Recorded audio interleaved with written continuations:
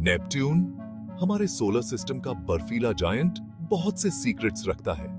उसके ट्रेजर्स में से एक है उसके मून्स का कलेक्शन। हर एक की अपनी कहानी।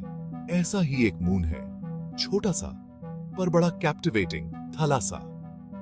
एक पुरानी सी गॉडेस के नाम पर थलासा नेपट्यून के रिंग सिस्टम में एक क्रूशल रोल प्ले करता है।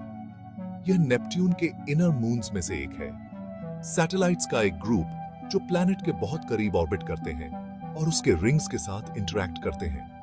थलासा की कहानी हमें याद दिलाती है कि छोटे से छोटा सेलेस्टियल बॉडी भी बहुत सिग्निफिकेंस रख सकता है। थलासा की कहानी शुरू होती है इसकी डिस्कवरी से। 9 में वॉयेजर 2 स्पेसक्राफ्ट ने नेपट्यून के साथ एक बहुत इंपॉर्टेंट एनकाउंटर किया। जैसे ही स्पेसक्राफ्ट इस एज़्योर जायंट के पास से गुजरा, उसने ऐसी इमेजेस कैप्चर कर ली जो हमेशा के लिए इस डिस्टेंट वर्ल्ड के बारे में हमारी अंडरस्टैंडिंग को बदल देंगी। इन इमेजेस में से एक थी थलासा की पहली झलक, नेपट्यून के रिंग्स के पास ऑर्बिट करता हुआ एक फेंट सा स्पेक। थलासा की डिस्कवरी ह्यूमन इंजेन्युइटी और एक्सप्लोरेशन के स्पिरिट का एक टेस्टामेंट था। थलासा नेपट्यून के कई इनर मून्स की तरह छोटा और इरेगुलरली शेप्ड है। यह डायमीटर में लगभग 80 किलोमीटर्स का है, जो इसे हमारे सोलर सिस्टम के स्मॉलर मून्स में से एक बनाता है। ऐसा माना जाता है कि मून की सरफेस आइस और रॉक के मिक्सचर से बनी है। इसका इरेगुलर शेप बताता है कि थलासा एक कैप्चर्ड ऑब्जेक्ट हो सकता है, अर्ली सोलर सिस्टम का एक रेमनेंट। थलासा की फर्दर स्टडी नेपट्यून के सिस्टम के फॉर्मेशन और एवोल्यूशन के बारे में वैल्यूएबल इंसाइट्स प्रोवाइड कर सकती है। थलासा लगभग 25,000 किलोमीटर की डिस्टेंस पर नेपट्यून का चक्कर लगाता है और एक ऑर्बिट सिर्फ 7 घंटे में पूरा करता है। इतनी क्लोज प्रॉक्सिमिटी का मतलब है कि थलासा टाइडली लॉक्ड है नेपट्यून के साथ, जिसका एक साइड हमेशा इनवर्ड फेस करता है। थलासा का ऑर्बिट नेपट्यून के रिंग सिस्टम के अंदर है और यह रिंग्स के साथ एक कॉम्प्लेक्स ग्रेविटेशनल डांस में इंटरैक्ट करता है।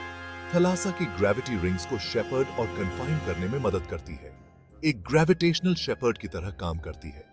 थलासा के इन्फ्लुएंस के बिना रिंग्स समय के साथ स्प्रेड आउट और डिसिपेट हो सकते थे।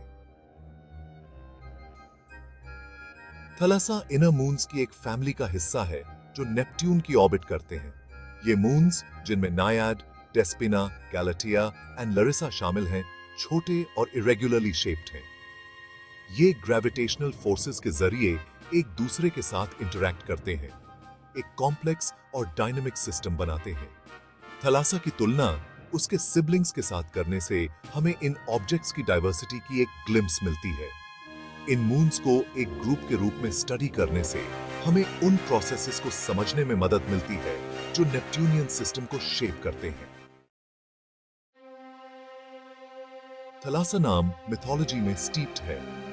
ग्रीक मिथोलॉजी में थलासा एक प्राइमोर्डियल सी गॉडेस थी, सी की पर्सोनिफिकेशन।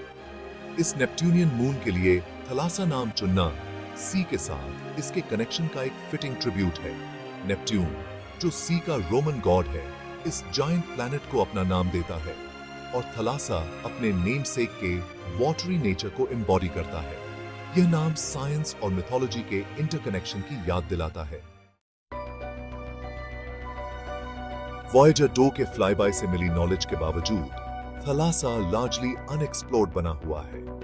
आउटर सोलर सिस्टम के लिए फ्यूचर मिशंस में इस रहस्यमयी मून के बारे में और सीक्रेट्स अनलॉक करने की पोटेंशियल है। एडवांस्ड टेलीस्कोप्स थलासा की हायर रेजोल्यूशन इमेजेस प्रोवाइड कर सकते हैं, जो उसके सरफेस फीचर्स और कॉम्पोजिशन के बारे में डिटेल्स रिवील करेंगे।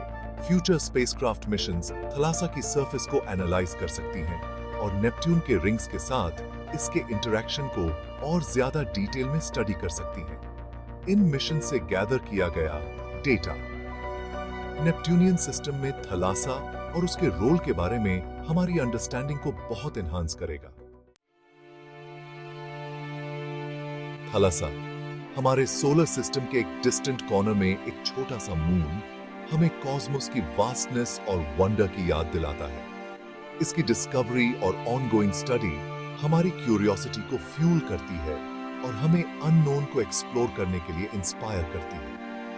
थलासा के बारे में हर नई डिस्कवरी ग्रैंड कॉस्मिक सिम्फनी में एक नया वर्स ऐड करती है। थलासा का एक्सप्लोरेशन अभी खत्म नहीं हुआ है। The allure of the unknown beckons, और थलासा उन एंडलेस पॉसिबिलिटीज का टेस्टमेंट है जो स्पेस में हमारा इंतजार कर रही हैं।